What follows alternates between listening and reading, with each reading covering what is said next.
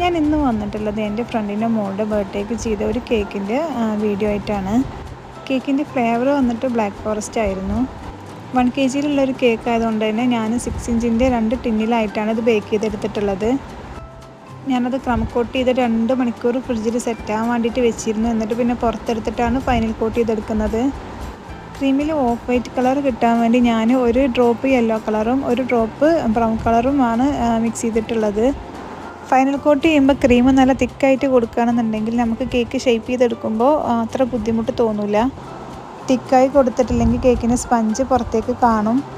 Cake decoration ചെയ്യുമ്പോൾ അപ്പോൾ നമുക്കൊരു ഭംഗി തോന്നില്ല കേക്ക് സ്പഞ്ച് പുറത്തേക്ക് കാണുമ്പോൾ.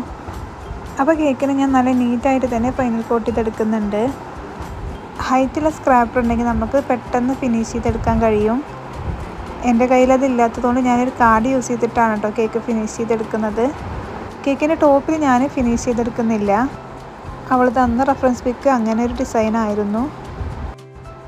ക്രീം ഇല്ലാത്ത ഭാഗത്തൊക്കെ ഞാൻ ക്രീം ഇങ്ങനെ അപ്ലൈ ചെയ്ത് കൊടുക്കുന്നുണ്ട്.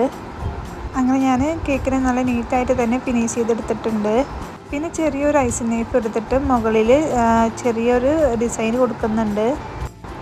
അപ്പോൾ ഈ കേക്കിൻ്റെ ഡെക്കറേഷൻ വീഡിയോ ഞാൻ നെക്സ്റ്റ് വീഡിയോ ആയിട്ട് അപ്ലോഡ് ചെയ്യാം. അപ്പോൾ ഈ വീഡിയോക്ക് ഒന്ന് ലൈക്ക് ചെയ്ത് എൻ്റെ ചാനൽ ഇതുവരെ സബ്സ്ക്രൈബ് ചെയ്യാത്തവരാണെങ്കിൽ ഒന്ന് സബ്സ്ക്രൈബ് ചെയ്ത് സപ്പോർട്ട് ചെയ്യണേ.